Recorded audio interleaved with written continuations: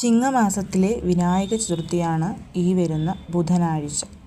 വളരെയധികം ഓസ്പീഷ്യസ് ആയിട്ടുള്ള, നമ്മൾ എന്തു പ്രാർത്ഥിച്ചാലും അത് നമുക്ക് ഗണപതി ഭഗവാൻ കനിഞ്ഞനുഗ്രഹിക്കുന്ന ദിവസം. അന്നത്തെ ദിവസം നിങ്ങൾക്ക് സർക്കാർ ജോലി വേണമെങ്കിലും അതുപോലെ തന്നെ സമ്പത്ത് വേണമെങ്കിലും, സ്വന്തമായി വീട്, ഭൂമി, വാഹനം, അങ്ങനെ എന്തു വേണമെങ്കിലും അന്ന് മുതൽ 48 ദിവസം വെള്ളരിക്ക് ഗണപതിയെ വീട്ടിൽ പൂജിക്കുന്നത് വളരെയധികം ഉത്തമമാണ്. എങ്ങനെയാണ് ആ 48 ദിവസം ഭഗവാനെ പൂജിക്കേണ്ടതെന്നുള്ളത് ഞാൻ ഈ ഒരു വീഡിയോയിൽ തന്നെ പറഞ്ഞിട്ടുണ്ട്. അതുമാത്രമല്ല, പിതൃദോഷം കൊണ്ട് ബുദ്ധിമുട്ടുന്നവരാണ്, കേതു ദോഷം കൊണ്ട് ബുദ്ധിമുട്ടുന്നവരാണ് നിങ്ങളെന്നുണ്ടെങ്കിലും ഈ ഒരു വെള്ളരിക്ക് ഗണപതിയെ പൂജിക്കുന്നത് നല്ലതാണ്.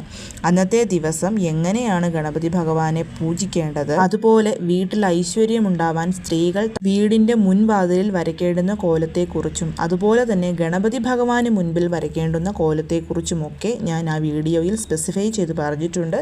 കാണേണ്ടവരൊക്കെ താഴെ കാണുന്ന ആരോ ബട്ടണിൽ പ്രസ് ചെയ്താൽ ഫുൾ വീഡിയോ കാണാവുന്നതാണ്.